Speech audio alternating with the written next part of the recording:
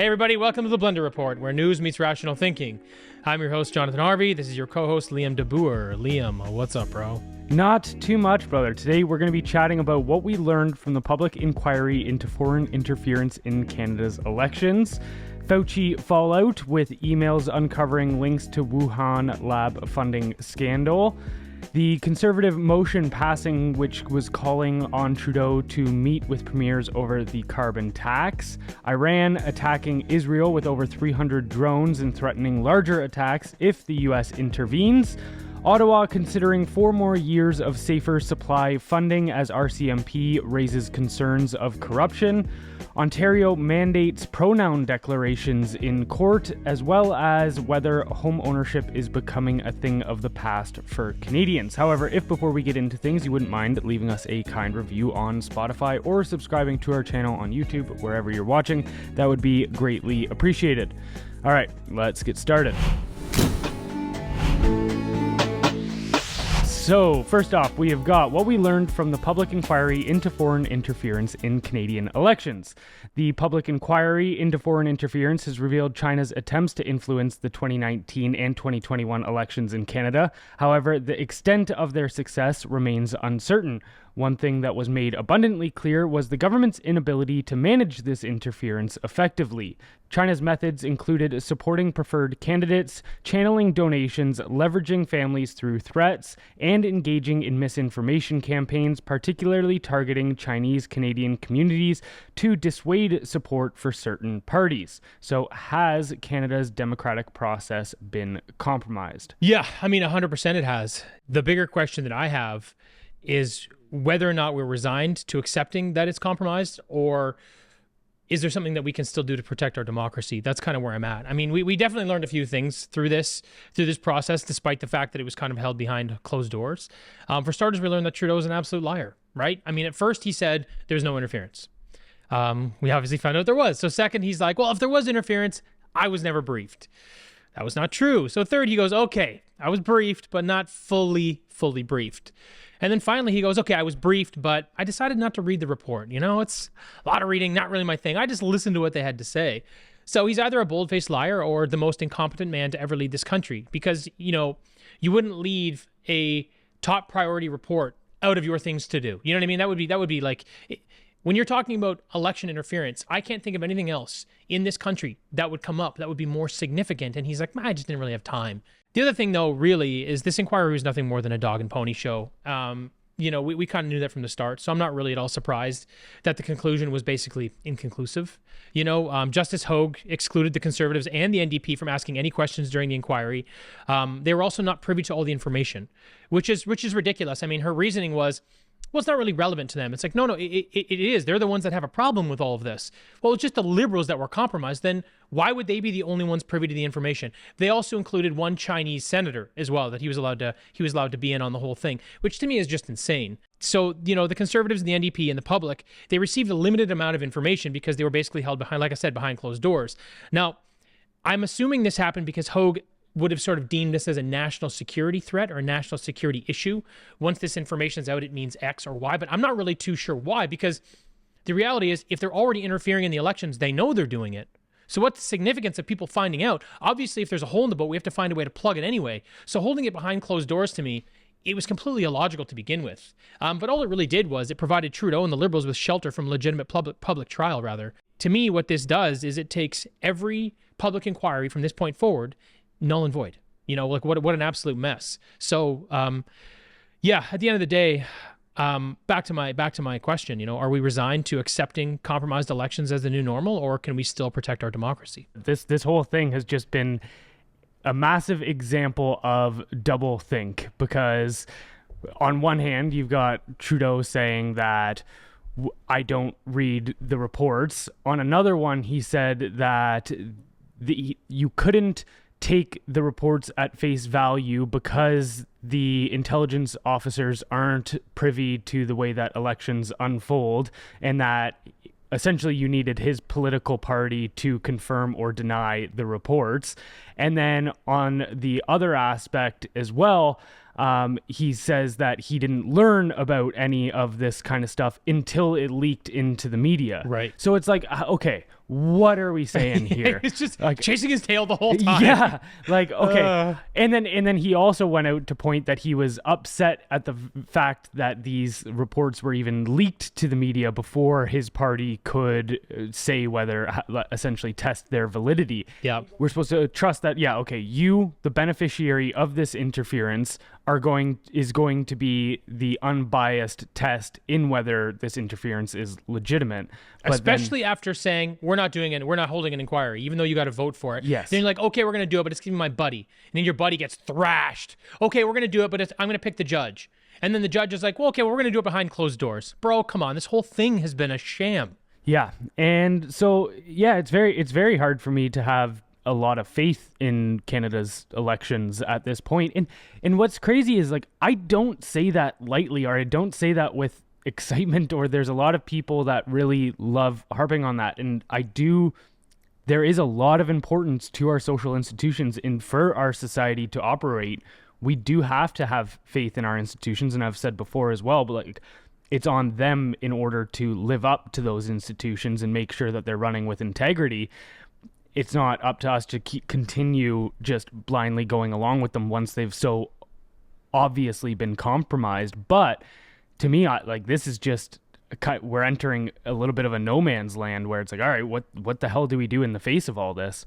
No, I agree. Because I mean, I read a little bit more into this, and it was, China, they're saying, was the primary culprit. Sure. You've also got Russia, India, and Pakistan that were all involved. And you're kind of going, okay, so the way I see it is, no matter what, we've got foreign interference in our elections. And maybe that's happening around the world. Okay, cool. So we just have to accept that. Except our country, our leaders go, well, you have to have trust in the institutions. Well, then tell me what's really going on. Because the reality is, we know that it's happening, but you're shielding us from how much it's happening or who's benefiting from it, right? Because if anybody's interfering, think about it. Think about this. If someone's interfering in an election, they're interfering because they want a particular result. It's not like they're going to win. China's not going to win the election. So it's because they want a particular thing to happen. So until we get that information, I'm pretty much operating under the guise that our government is working with these foreign or international groups to bolster their chances. That's what it looks like. Do you think there would be any way to do some sort of like open sourcing for elections where essentially the final results and how we got there could be viewed by the entire public? Because even, for instance, one of the things that came up in that foreign interference inquiry was about the buses. Now, I can understand how, say, seniors in certain areas would be bussed in to vote or whatever if they're citizens. But there was also talks about a bus of foreign students. Mm-hmm. How in the first place are they, okay, sure, you get a bus to get the foreign students there to go into this election. How are they able to vote? Like, they shouldn't have voting rights in the first place. So, like, how is this even possible? What is it that's happening in our system that allows people that aren't even citizens here to vote? I'm not really too sure. I don't think that's happening. I think that they are still citizens. I'm just not sure how the vote pooling is happening or how they're manipulating votes. I'm not really sure. Like, I know, so what was happening with China is they were basically buying votes from their own citizens that were here in Canada, essentially. I said that's a very rudimentary way of looking at it, but that's basically what it was. Here's your money. Here's how you're going to vote. And that was kind of how they did it. I'm not really too sure what happened with Han Dong. It was buses that were getting shipped in to vote in his area. I'm not sure how that worked out. I have no idea what how that even. I don't understand the mechanism there, because you have to be from a particular riding to vote in that area. So I'm really not too sure, unless they have someone on the inside allowing them to do that either. But if you've got someone on the inside helping you with the votes, what's the significance of having people ship in? Who cares where they come from? I'll tell you what, when your question with, will we ever get sort of can we get a legitimate breakdown of how things happen? Impossible. There's just no way. There's just no way to do it, because there's X amount of privacy to voting. And because that exists, unless you get to know who people vote for, you can never really uncover how it's happening. There's just no way. Moving on here to our second story of the day, we have got Fauci fallout with emails uncovering links to the Wuhan lab funding scandal. So a recent discovery has stirred disbelief and raised concerns about Dr. Anthony Fauci's involvement with funding a laboratory in Wuhan, China, where the first COVID-19 cases emerged. Dr. David Morenz, a key advisor to Fauci, exchanged multiple messages with Peter Daszak, a zoologist who directed funds from Fauci's agency to the Wuhan lab as per newly disclosed emails revealed by the U.S. House of Representatives Select Subcommittee on the Coronavirus Pandemic. These messages revolved around a grant from the U.S. National Institute of Allergy and Infectious Diseases, or NIAID, to EcoHealth Alliance for studying bat coronaviruses. The grant money was then channeled to the Wuhan Institute of Virology. The emails also revealed attempts to navigate transparency issues, with Dr. Morenz expressing a preference for using his personal Gmail account due to Constant Freedom of Information Act requests on his NIH email. So are institutions like the NIH and NIAID actually concerned about public health? I think they started out being concerned about public health, and I think in a way they still are. But I think this has become this weird Frankenstein project. I think level 4 biosafety labs in and of themselves are just like insane. These projects we shouldn't really be doing, right? So I mean, I'm convinced COVID came from a lab leak. I am. There's enough information for me, enough organizations that support it. That's I'm pretty confident that's what's going on. But I actually want to highlight how dangerous these biosafety labs are and why they need to end this stuff pretty much immediately. So there's 59 biosafety level 4 labs around the world that handle the deadliest pathogens. And it's in about 25 to 27 different countries. Only 1/4 of these countries received high scores for biosafety and security. Only 1/4 of the country, not even the lab, just the country alone. So I was like, okay, this is pretty wild. And then you go, okay, well, where are they situated? And I thought this was significant. The Wuhan Institute of Virology, like 3/4 of the other level 4 biolabs are in urban centers, i.e. around a lot of people. So then I started wondering, I'm like, okay, how often do these leaks happen? Because everyone's like, no, it wasn't a lab leak. That's insane. So you look at this information, you go, okay, almost 60 labs, only 15 of them are secure. They're in major urban centers. How often is this happening? So I did a little bit of research on this. So there have been 24 recorded lab leaks in just the last 15 years from these biosafety labs. So let's rip through a few of them. 2010, swine flu. 2010, cowpox, dengue fever, anthrax, H5N1, H1N1, H5N1, anthrax, smallpox, Ebola, dengue, Zika, then brucella, Ebola, prions. The last three, 2019, 2021, and 2022, I want to go in a little more detail. So brucella or brucellosis out of the Chinese lab. So 65 workers got infected with brucella or brucellosis, more than 10,000 residents. This is in China in 2019. 2021, this is fantastic. 2021, SARS-CoV-2, COVID, in 2021 leaked out of a Taiwanese lab. And they're like, well, we're pretty sure it came from the lab because the virus that was spread was nowhere but in this lab. Then one of the guys had it, and then it started to spread. They're like, everyone else in the area had a different kind of COVID. Come on. So we know this is happening. 2022, have you seen this big uptick lately on all these, got to get your polio vaccine, have you seen that? No. Polio lab leak, Netherlands, 2022. Oh, what are we doing here? God. And every time you look at this, it's like someone from the lab made a mistake and it spread from that individual. Sometimes it's a few people, sometimes it's a lot. So I looked and I'm like, this is insane. So then you kind of go back and you go, okay, well, what's happened with COVID-19? Well, there are U.S. intel reports that identified 3 Wuhan lab researchers who fell ill in November 2019. They had symptoms consistent with COVID-19. So this is a textbook lab leak. But now here's the question. If the world suffered from 24 lab leaks in the last 15 years, none of which supposedly became global pandemics, why did this one? Was it perhaps not a mistake?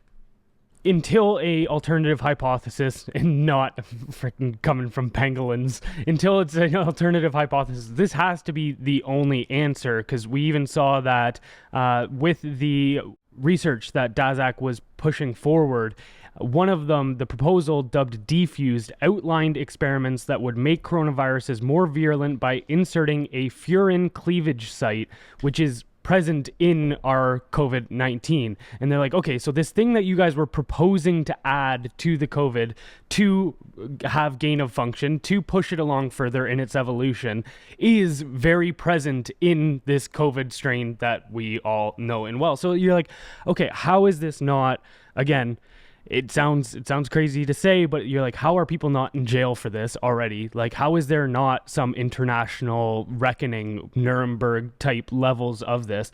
But I've been reading The Real Anthony Fauci by Robert Kennedy Jr. recently, and have you gone through that book? I haven't. I want to, but I just have not had time yet, which is a bad excuse, but I'm being honest. Man, who knows how much of this, like, again, whether, I mean, he cites everything in there very clearly as well. It's not just like foregone conclusions with no guesswork. It's very well cited. But my thing is even if half of the things are true in that book, Fauci is undeniably one of the most evil men on the planet. So one of the things I will say, and I've heard this on Rogan, so I'm kind of repeating him. If the things RFK Jr. wrote in that book were not true, he would get pinned to the wall with lawsuit after lawsuit after lawsuit. 100%. Which means it's true. Which is wild. So at one point he makes claims about how the NIH and NIAID were funding research which took kids from through the foster system kind of thing, like kids that had lost their parents, and they were conducting AIDS research on them, and a couple of the kids even died from this research. There was apparently mass graves for this, which were funded all by this, and there was a reporter that all broke it down and literally apparently saw it firsthand, the mass graves. And then also too, we've seen this did kind of make its way into the public sphere about how, yeah, he was conducting research on all those puppies, like perfectly healthy puppies were being eaten alive by insects under their watch for like hundreds of days. They were like essentially being tortured, and he repeated the exact same thing with other animals like monkeys and stuff too. And you go like, okay, so this is what's going on in the NIH, and I go, how is this not front page everything taken down? This sounds very similar to what happened in Germany during the 40s. And one of the things that he points out in that book about, because he talks about Germany and, you know, a lot of the extremely unethical experiments that were happening in Nazi Germany, he was saying how it was only about 200 scientists that were actually carrying out this research. It wasn't widespread throughout all of Germany. No, you have to be a horrible human being to do any of this stuff. You're not going to find that many people that are that big a piece of shit. So it was only about 200 Nazi German scientists that were doing these egregious, unthinkable things, but it was thousands of doctors and people involved in these institutions one way or another knew that it was happening, though, and those people just said nothing. And I think that's exactly what we're seeing here now, because you have to know what's going on these things at some level. And nobody's saying anything? Nobody's coming up? If I saw anything happening to kids or animals, my whole mission would just be to take out everybody in the NIH. I don't even care. Say that out loud. No issue for me. That's why I could never be a part of that without immediately taking action against those people. That is so disgusting. And I think it goes to say where people think it's this conspiracy, like everything has to be a conspiracy and planned out. It's like, no, just people. It doesn't have to be a conspiracy. It has to be a few really fucked up people that do crazy things, and, you know, just all of us turn a blind eye. There's that saying where it's like, terrible things don't happen because evil people exist. It's because good people look the other way. And I think that's exactly what's happening right now on this front when it comes to whether it be these extremely unethical experiments or whether it be shit. I mean, this is just, it's unethical in a different way, but yeah, these biolab things that you're saying where, like, how are we not sounding the alarm saying, like, what are we doing? What are we doing? We've let this like 24 times in the last 15 years. Let's just, you know, you're basically running the risk once or twice a year of another global pandemic or something worse, because all they're doing is manipulating these viruses to make them more dangerous, to find solutions that we don't need. Like that one in the States when they're like, hey, yeah, well, we made a coronavirus that killed every single one of the lab rats. And the lab rats were actually given, I don't remember exactly how the procedure is done, but they basically give them more human-like lungs, so that it's more, so you can actually look at the information and kind of translate it to humans like more effectively. And what they said was, well, it's not gain-of-function research because it happened by mistake. We didn't even know it was going to happen. That is so much worse. And that just goes to the point that these fucking things, they need to be shut down immediately. This is wild, because regardless of whether or not COVID was a mistake or it happened on purpose, the future of these pandemics, like the risk of future pandemics originating from research with dangerous pathogens, is very real when all these places continue to exist. I feel like this has to be looked at on a similar level to like nuclear disarmament. Like this, Agreed. It's like this has to be in that exact thing where it's like this is an existential threat to humanity. These scientific games we're playing, and yeah, I it scares me how much we think we can play God and just get away with it, and that there won't be these major kickbacks and consequences from it. Well, there is. Look what just happened. Yeah. Again, whether it was on purpose or not, look what just happened. And the more you see this information, it's just. But even then, like it's like the people that are in fault are at fault for that. It's hard because they benefited from it in every sense of the word. They got more power. The pharmaceutical companies got more money. Like everybody and it was the innocent people. It's us on the ground level that paid a severe price for their extreme research. It was a win all around, and for them, it only makes sense to continue covering it up because all they did was benefit. And if it does get uncovered, that's the end of them. One thing that I thought was pretty interesting from that book as well was how Kennedy laid out the fact that even the CDC admits that the reason we don't have widespread disease anymore is a lot of people like to chalk it up to our vaccination schedule, like say polio or hepatitis and this kind of stuff, but that you can actually account much more for that by sanitation and technology from say refrigeration from food, of people not eating contaminated foods and stuff like that anymore, and just our general environment being much cleaner nowadays. I mean, obviously that comes with its own bag of worms like microplastics and stuff like that, but that the diseases we've come to know and fear of the past, that is largely why that's gone. And the reason that and the number that he gave was that vaccination actually only accounts for roughly 1 to 2% of that decline in disease. So yeah, it's just like, what are we doing shooting kids up with 69? It's at what, 69 72, I think 72 it is right now. Yeah. Oh my God. Yeah. Like why are kids getting this much when it's not even as present anymore in today? And it does just kind of go to show that this does seem like one just massive medical mafia. That's all it is. Yeah. It's just one big financial campaign, and there's no accountability, and there doesn't have to be any safety studies for these things. So as long as they get them on the schedule, it means billions and billions of dollars every year. So you might as well spend money on propaganda and convince everybody they need it. All right, so third story for the day, we've got the Conservative motion passing, calling on Trudeau to meet with premiers over carbon tax. A motion by the Conservative Party, which garnered surprising support from opposition parties, compels Prime Minister Trudeau to convene a national discussion with provincial premiers regarding the controversial carbon tax policy. The non-binding motion passed on April 10th with 173 votes in favor and 150 opposed, calls for a meeting within 5 weeks to address the 23% increase in the carbon tax implemented on April 1st. Notably, the motion also advocates for provincial autonomy, seeking to explore options for provinces to opt out of the federal system and pursue alternative emission reduction strategies. So will we actually see this unfold? As you've pointed out, it is non-binding. So will we just see Trudeau skirt his way away from this? Yeah, so let's just chalk this up as a big win against Trudeau's ego. Otherwise, it's nothing more than a moral victory. Because it's a non-binding motion, Trudeau will not be entertaining an ass-kicking on live television. It's just not going to happen. First of all, his ego can't take it. Second of all, it's not good for the party. For anybody there that wants to give the NDP credit for, standing up and pushing back against Trudeau, don't. Because they knew this was non-binding. This was their opportunity not to look like a bag of shit in front of the nation, and that's exactly what they still are. Not them, all of them, I shouldn't say that. Really just Jagmeet Singh. Really, that's the only guy. The guy who had the highest MP spending for the entire fiscal year at $533,000. That's how much the guy spent. The NDP, the Party of the People, the guy spends over $500,000 on expenses because he's really there for you guys. I don't know. It just pisses me off. Should point out that Poilievre had the lowest spending though.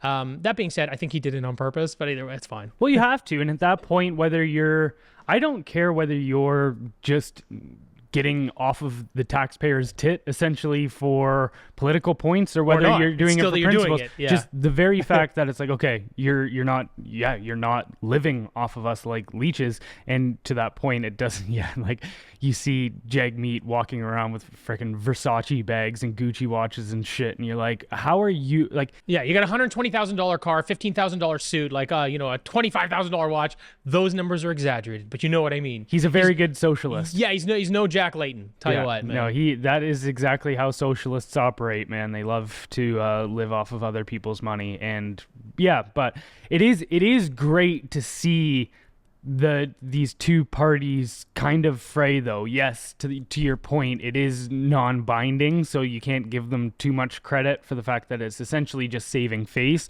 But even just to see Trudeau kind of panic on Singh afterwards and say, like, he in a Friday press conference in Vaughan, he accused Singh of folding to conservative pressure and said, quote, "I understand the political pressures on the NDP leadership right now and the challenges of holding an unpopular position, but doing the right thing should be something that progressive voters in this country can count on." No. And it's just, so it is just awesome to see this relationship just start to implode from inside. And yeah, what, how much will come from this one exact moment, who knows? But we also know that this is going to cause strife between Trudeau and Singh, which is good. It will, but at the end of the day, look, I think these guys both know they're married until the tail end of 2025. I think it's pretty clear.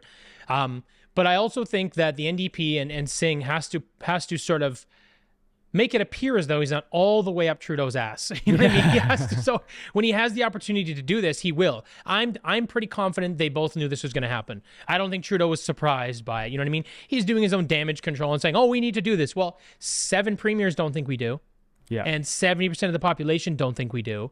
And your own parliamentary budget office said that it's costing Canadians anywhere now this year from like $300 to $950 a year extra in addition to the rebates. So, at the end of the day, it's a bad policy. And I guess it is good to see a little pushback here, but the reality is this is going nowhere. It was like, what they say, this a 24-hour news cycle.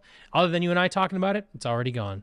All right, next story for the day. We've got Iran attacks Israel with over 300 drones, threatening larger attack if the U.S. intervenes. So Iran launched a significant airborne assault against Israel on Saturday, using hundreds of drones from its own territory. The attack, a direct response to an earlier IDF strike on a consular compound in Damascus, Syria, involved unmanned aerial vehicles and missiles with specific targets in Israel, reportedly marked by the Islamic Revolutionary Guard Corps, or IRGC. The IDF reported defending the majority of incoming threats with assistance from the United States and other allies, including intercepting over 300 drones and missiles launched by Iran. However, some projectiles breached Israeli airspace, causing minor damage to infrastructure and civilian injury, including a 7-year-old girl. The United States, under President Joe Biden, affirmed its unwavering support for Israel's security while avoiding direct engagement in offensive actions against Iran. The U.S. has positioned its military assets in the region to assist Israel in intercepting incoming threats, with Defense Secretary Lloyd Austin stating, quote, "We do not seek conflict with Iran, but we will not hesitate to act to protect our forces and support the defense of Israel." In response, Iran warned both Israel and the United States that it would carry out a larger attack if either country retaliates against their overnight missile and drone attack, saying that U.S. military bases could even be in the crosshairs. So is this going to become just an empty show of force, or potentially pull new countries into the fold? Yeah, so for me, this attack seems to be choreographed in the effort to save face, but also not to provoke further aggression from Israel, similar to the response to the United States killing of Soleimani in 2020. That being said, this is the first time an attack has come directly from Iran as opposed to one of their proxies, which means any response would likely need to be directed directly back at them. So it does increase the potential of a broader escalation, but at the end of the day, they already knew they were coming, right? So what they said was, "Hey, we're going to bomb you. We're gonna bomb you. It's gonna be on a Wednesday. Okay, it's gonna be on Thursday. Okay, it's gonna be on Friday. It's coming. We're definitely doing this." Who does that when you're doing something like that? Especially when you look at Iran, you look at the warfare in these other places, look at how they fought these proxy wars. You don't know what's happening. They're bombing you from everywhere. You got rebel groups. You've got them doing it in water and land. They're coming from all over the place. There's no real, there's obviously no heads up. And it's not like, I wouldn't say traditional warfare, but it is more like it's sneaky tactics. You know what I mean? This was the complete opposite. This was a, hey, we're doing this. This is coming at you. Just so you know it's coming. We're doing this now. Get the Iron Dome ready. It's on its way. Okay, we press the button. Here it comes. So you kind of already know Iran was doing this to save face, in my opinion. But what's interesting here is the U.S. response. So this is clearly one of those World War III red lines, right? Like for sure it is. Because Iran promised to launch an even bigger attack on the U.S. if they interject. And I imagine this would involve multiple sleeper cells in the U.S., which would get that could be insane. And I think when you look at that, you go, once Americans are killed on U.S. soil, it's game over. You have no choice, right? And so the thing is, for me, I go, I think they're staying out of it because they don't want to start World War III. And I think if they get involved in any way, shape, or form, there is no way out at that point. But I also, what's interesting, this may be an unpopular opinion, but I don't think they're totally on board with everything Israel's been doing as of late. I think that's another reason why they're kind of like, hey, man, you guys made this mess a little bit. Like, you need a bit of a slap in the face. And that's not to say, I'm not against, that has nothing to do with the Israel-Palestine, I just mean, from where I'm sitting and what I've been reading in the media, Biden and a lot of the West has not really been on board with how Israel's been behaving in Rafah and a few other places right now. So I think that they're kind of like, oh, well, you get what you deserve sort of thing. The Epoch Times reported something here this morning about how apparently Israel's cabinet was leaning towards a counteroffensive, and America was like, no, right. No, we're not fucking doing this. Right. Like stand down essentially. Yeah. And yeah, because dude, once that happens, like it's full. Everybody's involved. Everybody's involved. And, well, sorry, actually, there's one other thing I was going to finish your thought. Yeah, America or Israel attacks Iran, all of a sudden now you're going to have Russia and China getting involved in that region as well. Everybody's going to just go full force into there. Yeah, so that's actually what I was going to say as well. Putin came out with a message and said that they will support Iran and told Biden not to interfere and to step down. So you've already got Russia going, hey, if you get involved, we're involved. And if Russia gets involved, now China's involved. If the states get involved, then the EU and NATO are involved. Like this, it's interesting, but I don't think there's any way this moves forward. I think this is the end of it. I think it stops right here. I think it's, hey, that was the barrage of attacks, because Iran actually themselves came out and go, we consider this matter settled. But if you push back, things get out of hand. And all the other superpowers are going, yeah, if this goes one step further, shit hits the fan.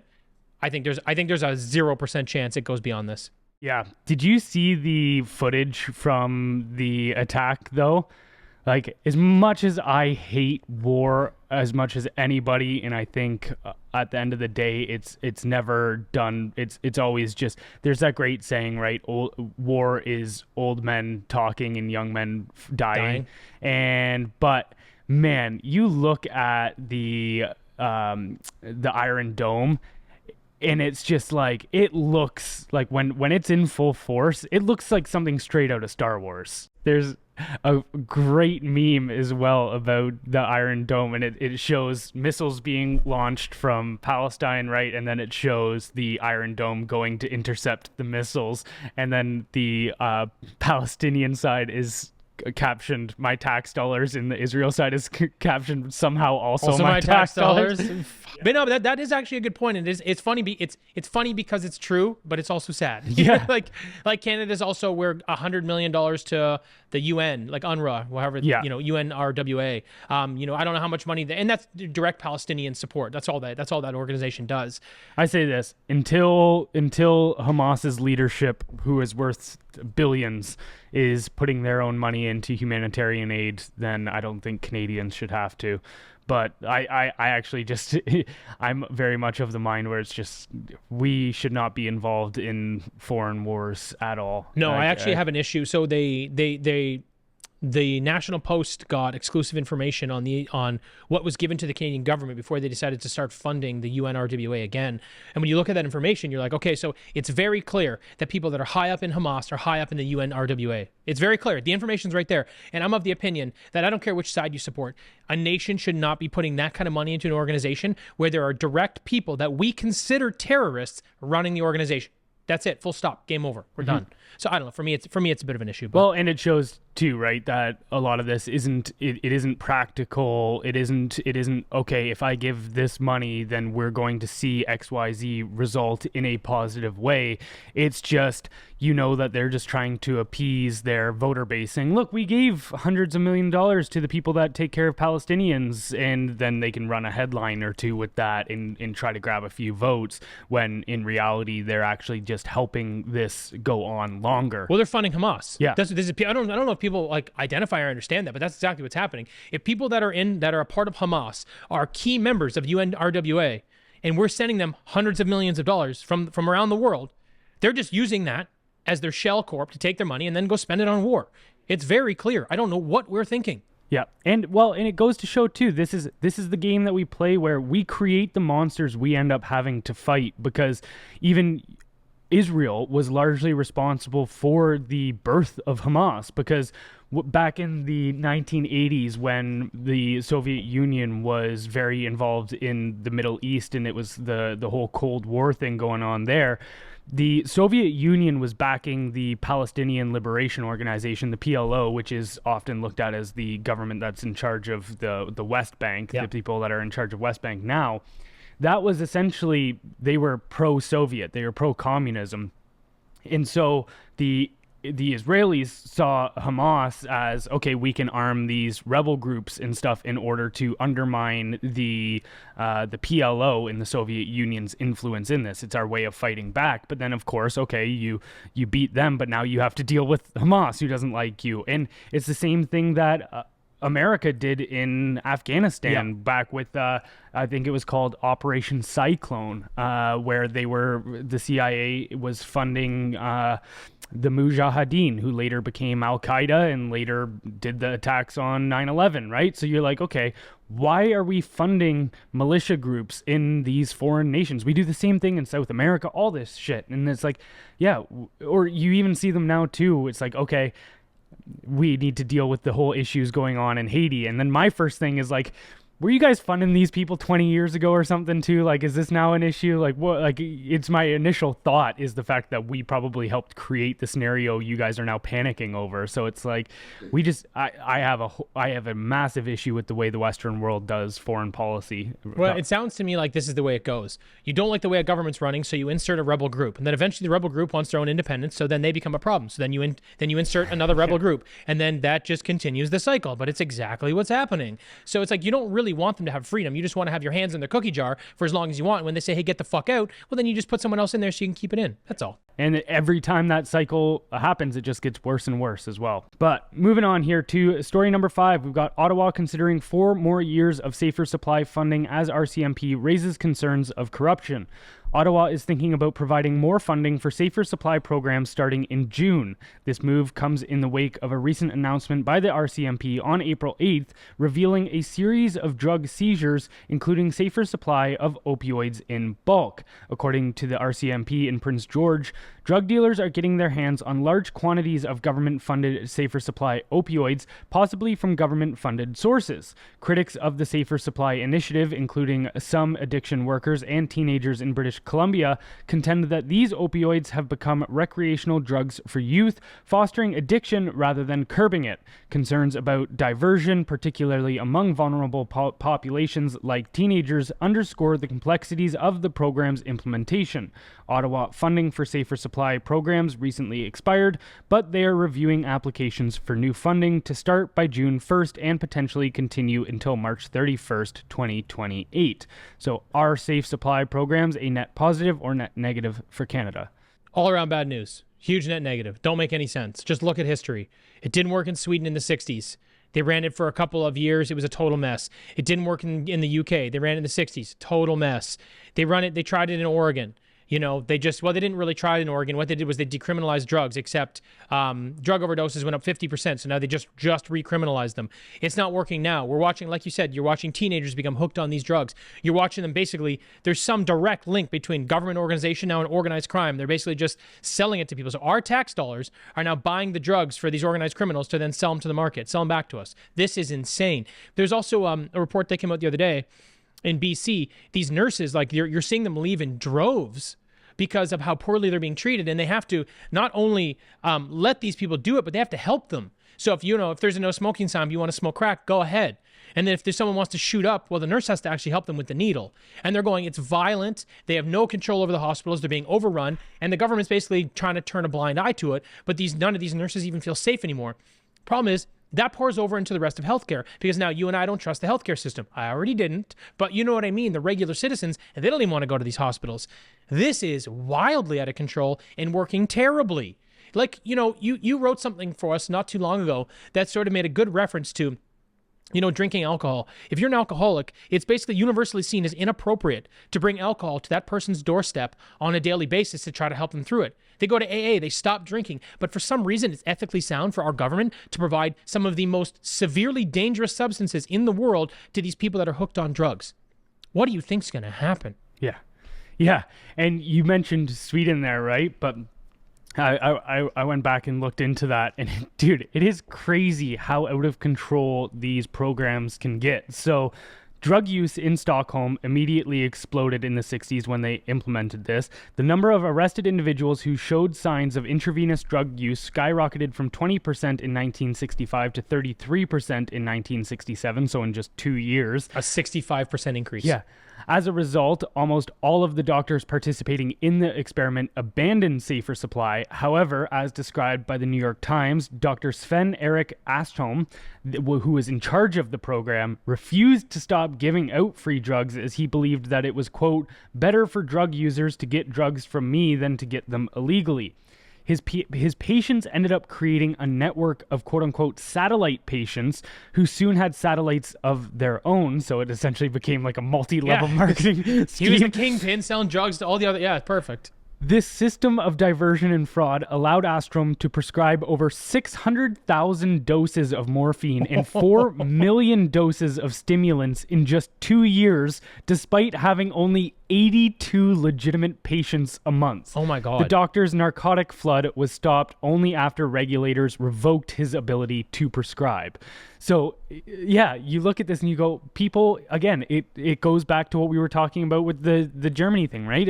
It's a few people, like this one guy ends up putting out 4.6 million doses of drugs. How many years in was it? 2 years. In 2 years. That's 6,571 doses per day if he worked 700 days in those 2 years. Like how? That is why. That's full-time writing. That's all. That's wild. And so, yeah, you look at that and you go, it has one. You only need a couple of people running these programs. You need literally one dude is capable of essentially bringing down the entire country from a health and addiction standpoint. It's crazy. Yeah, and this should be the lesson. This should be the lesson we all take. Everyone's like, no, we know how to do it differently. No, we don't. It's like communism every time. Well, we're going to do it differently. No, you're not. Human nature's going to take over and everything's going to go to shit. Same thing that's happening here. The thing is, it's not even an idea at this point. It is happening in British Columbia and it is a nightmare. You know what I mean? We have a live example happening right now and we're still like, let's fund it for another 4 years. What a plague. What a plague. That is just, oh man. Yeah, I am very tired of this pretending that, to your point, human nature doesn't exist. Like we need to get back into reality and just understand that there are certain aspects about us that are less than desirable. We have definitely got some very dark demons in our underlying our human behavior, and we cannot incentivize this kind of stuff. But we are en masse. We are incentivizing some of our most terrible behavior, from everything from drug use to crime and all of this kind of stuff. It is completely out of hand, and it's my opinion that when the rest of the country is also being run so poorly and there's less opportunity, people turn to more of these things. Yeah. So it's like all around. This is a disaster, and 100% of this is our government's fault. For sure. Yay. Well, moving on to the next story, more madness within our government. Ontario mandates pronoun declarations in court. The Ontario Court of Justice has introduced a new rule requiring everyone involved in court proceedings to state their preferred pronouns, including lawyers, clients, witnesses, and others. This means that when introducing themselves to the judge, individuals must provide their name, title, and pronouns to be used during the hearing. Failure to do so may result in a request from the court clerk for this information. This new requirement has sparked controversy online, with some expressing concerns about its implications, such as potential misrepresentation in court or making it easier for certain individuals to be tried or serve time in a different gender's prison. Others argue that this change is necessary for inclusivity and respecting individuals' gender identity. So is this proof that the Canadian justice system has been ideologically captured? Yes, it's completely compromised. So, if you look at the idea of having to say your pronoun in court, at the end of the day, that's not a big deal. Like, I'm not playing that game, but it's not super significant. The big issue here is that it signifies that our judicial system has been captured not only by liberal ideology, but woke nonsense in the land of make-believe, which is insane when you think about it, because this whole gender thing can basically be chalked up to a mental health crisis, right? And now the legal system where objectivity, this is the big issue I have. The legal system where objectivity should rule all has bought into a delusion that isn't, so it's not only enabling this delusion, it's enforcing it. So to me, it's like, how can the court execute objectively when it's playing in the land of make-believe? And I realize that it doesn't mean they can't see, they don't understand fingerprints or blood work anymore, so murderers are going to get it. I get that. But they just opened a really strange door here. That's my problem with this. Yeah. And this idea that law and justice is even objective in the first place, I think I'd actually have to even push back on that, because even for time and time over, you hear constantly people being concerned about whether a conservative or whether a liberal is going to get into a Supreme Court position, or we've got to pack the House, or we've got to do this, right? Or not the House, but we've got to pack the court. Yep. So we've known, it's very much in people's minds that who is deciding the law and who is interpreting it has a massive effect on the way that the outcome of that trial or reading or proceedings or whatever would play out.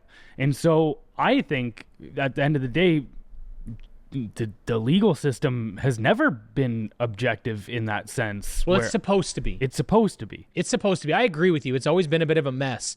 I don't disagree with you at all there. But the idea is objectivity, right? You try to minimize it at least to the greatest degree possible. That's exactly it. And when you look at the political stuff, you kind of have, a judge is going to say, no. I don't see things that way, even though you know that their opinion is shaping it. I agree with you.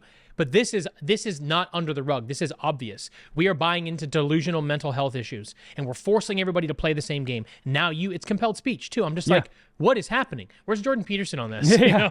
Yeah. Well, and too, it goes again with saying is like, I've said how I consider totalitarianism, and this is by me putting together a few different definitions by other people that have studied totalitarianism, whether it be Hannah Arendt, whether it be Orwell, and so on, is I've found kind of the overlapping definition there between all of them, which is that psychopathic narcissists take over every single social institution of importance, and they enforce their ideology on everybody around them through those social institutions. And that's exactly what's happening here. And so, I'm very much of the mind, being a libertarian leaning person most of the time, I'm very similar to you, where it's like, okay, well, as long as you're not hurting anybody, you go and do what you want to do. But now I'm starting to get to this point where playing that game is what allows this game to continue. There was even a guy that was from the Czechoslovakia when they went into communism, and he was pointing out how a lot of people would hang propaganda from their businesses. Say the big slogan in communist times at that point was "Workers of the world unite," right? People would hang these posters and slogans and stuff in their business just to try to not get a target on their back, and they would essentially play along. But what that ends up doing is the vast majority of people go along with it just to not get targeted by it, despite the majority of them not agreeing with what was happening in the first place. Right. And that's what allows the game to be played. And so, like, I'm reaching this point where to me, it's like, all right, I'm just not playing this game anymore. I'm not over contextualizing my ideas on this transgender stuff or whatever, and just saying, like, look, this is you're trying to essentially reshape my mind at this point, and no, I won't have it anymore to that I have to believe men can be women and women can be men, and then I also have to adhere my speech to these ideas. Like, I think I'm not promoting the idea that we need to all of a sudden attack back, that we need to ridicule these people or lash out against them, but that we just need to just calmly say, like, no, I'm okay, thank you. Like, you guys are playing this game, okay, do your thing, but leave me out of it. I'm not playing this game anymore. Yeah, I'd agree with you. It's interesting. You know, you kind of do have this live and let live sort of mentality as a libertarian.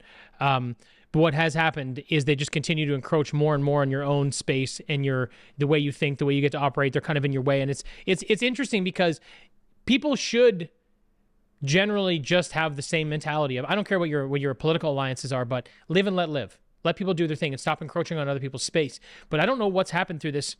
Like you often say, it's just it's this moving Marxist thing that they're trying to implement into society, and the only way they can do it is to then try to conquer you and get in your space. And I'm aligned. I agree with you. It's getting to this point now where, you know, it can't be live and let live because they won't let us live. Yeah, I'm not sure what the action is other than I won't play these games, which is something you and I already do. But it is concerning. It is alarming when you see them capturing these organizations. So if I'm a part of that sort of Marxist ideology, and my goal is to overtake this country or their political system, and I see that this happens, this is a big win. I'm going, amazing, cool. We've broken into the judicial system now. They're forcing people, compelling people to use these things. Now they have to play our game. This is wild. So yeah, I mean, when you look at it from that perspective, it's a big step in the wrong direction. Yeah. And I just want to clear up, because it is people will make it seem like you're being hyperbolic by saying these kind of things are Marxist, but it is worth pointing out how in Marxist theory, your idea is that everything from a societal perspective is power. Everything comes down to power relations between people, and the Marxist principle was that power is dispersed between class lines, so your bourgeoisie and your proletariats. But what ended up happening throughout the 20th century was that narrative ended up getting molded into the idea that oppression and power is held between identity groups rather than class structures. That is, your identity, it determines how oppressed you are or whether you do or don't have social power. And this is where I've pointed out, my favorite saying is like, yeah, if you just replace in the Communist Manifesto, if you replace bourgeoisie with able-bodied, cisgendered, straight, white, Christian male, and you replace proletariat with black, disabled, Muslim, trans, lesbian woman, then it more or less reads the exact same. So yeah, like, this stuff is Marxism, and it is taking over all of our social institutions, and it's deeply concerning from that perspective. So for the last topic of the day, we've got, is home ownership becoming a thing of the past for Canadians?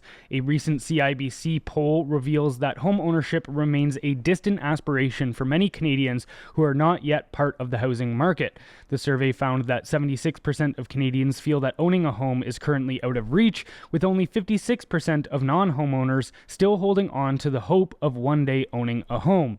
Non-homeowners identified key barriers to entering the housing market, including overpriced markets, 70% of which answered that way, and difficulties in saving enough for a down payment, of which 63% answered, although only 28% reported actively saving for a home. As for strategies to enter the market, 55% of non-homeowners see inheritance or gifts from family as their only viable option, while 48% are contemplating leaving major cities for more affordable options. Additionally, 26% are considering purchasing a home with friends to share costs. So are Canadians on their way to owning nothing and being happy, Jonathan? They're not going to be happy, but they're definitely not going to own anything. I did some math on this, and it was actually so alarming that I'm literally considering leaving the country. I'm not even kidding. Like, I was talking to you about this earlier. I'm like, maybe Mexico, maybe Costa Rica, maybe Panama. So let me run through this. The average household income is $75,452, and the cost of living per household is $72,778, which doesn't include servicing debt, entertainment, or travel. So basically, we're at a break even. Now, this calculation uses rent or mortgage payment at under $3,000, but let's just call it $3,000, okay? The average home in Canada right now costs $695,809, which is poised to increase by 4.9% this year and 20% by 2026. But let's work with today's numbers. Interest rates are also sitting at 7.5% if you can get a prime interest rate right now, which means your monthly mortgage payments on an average Canadian home on a 25-year amortization period would be $5,084 per month. But let's not forget that that's $2,000 more on the mortgage than the cost of living calculation. So once that's adjusted, now all of a sudden the cost of living is $97,000, which is well outside the average household income. So this means they could not only not afford to save for the down payment, even if they can make one, they can't even afford an average Canadian home. There's no chance. In addition, inflation is currently sitting around 3%, which is not expected to settle at the target rate until the end of 2025, not to mention things like the carbon tax will continue to rise annually, which are further contributing to the cost of living crisis. As averages go, it's impossible for Canadians to even afford the payments. So it's no surprise that Canadians are feeling discouraged about homeownership. Unfortunately, and to my point earlier about leaving this country, I don't know how you can sufficiently improve the situation to turn homeownership into a reality for future generations. I don't know how you can do it because it's so far out of whack. It is such a mess. I don't know what we do. Yeah, these kind of things, it's a lot easier to destroy something than to build something, right? And so we get to this point where you can destroy a housing market within a matter of a year or two or a couple years. But to rebuild that housing market, to get it back to the point where Canadians can afford it, that's a decades-long plan that needs to be put in place. And then you see what the Liberals are planning for to quote-unquote solve the housing crisis.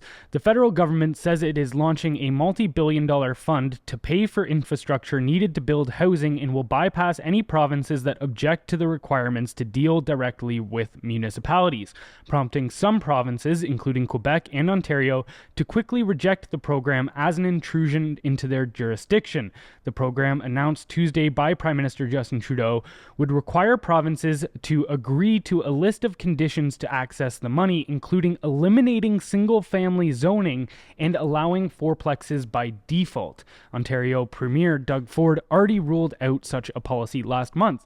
So their whole, actually, even if you look at the Liberal Housing Accelerator Fund, they don't say it directly, but everything that they're describing is our fix to the housing crisis is essentially 15-minute cities. In addition to that, in addition to your point, which I totally agree with, the government, all of the government's tax incentives in the 28-page report were for rent, primarily for rental properties, which means those are for corporations, which means the tax incentives are for big corporations. And if it's only for rental properties, that's so more Canadians can rent. In addition, like the Conservatives said, we will sell Crown land to build more houses, make more land available. The Liberals have a different idea. They will lease you Crown land. So they will still own the land that you are building on, which means it's still the government's. That's even worse than it being owned by a corporation, in my opinion.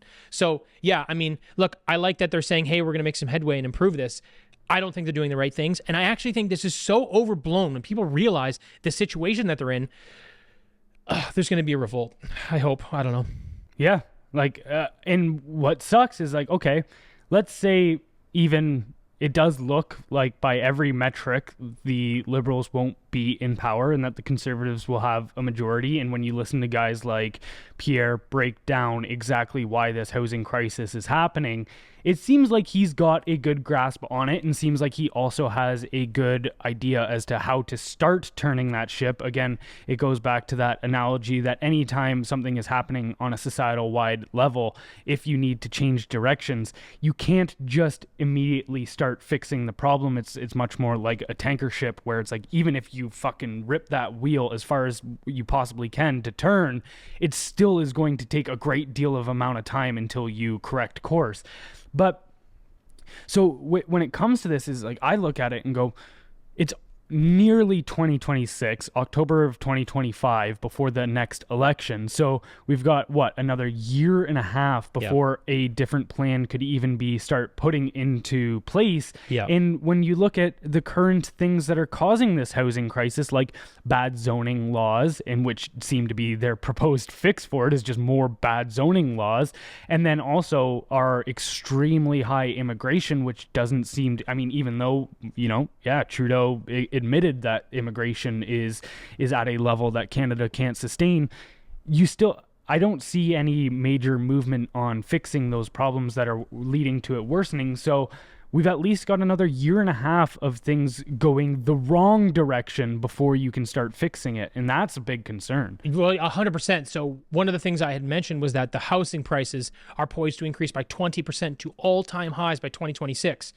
It's not like your wages are going to go up 20% between now and then, no chance. So now it's even further out of reach. And the other thing they said was the target inflation rate, it's hovering around 3. It's not going to be at target till tail end of 2025, which for me, honestly, having a target inflation rate is stupid anyway. Anybody that understands economics know that it's a dumb idea. It basically just ruins the economy. Anyway, you look at those things, plus your carbon tax, cost of homes, plus massive immigration, this is only getting worse, and it's already completely out of control.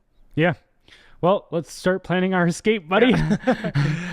Sorry to leave you guys on a bad note again. We're going to be sitting there one day. Hopefully one day you and I are sitting on a beach somewhere screaming about Canada from a beach, trying to fix it so that we can come back. Well, you know what's crazy, actually? If they pass Bill C-63, we have to. Yeah. We don't have a choice. Yeah. Like, I'm going to go to Mexico or Costa Rica and then talk shit about Canada where they can't get me. I'm going to start seeking political asylum in a country ran by a cartel.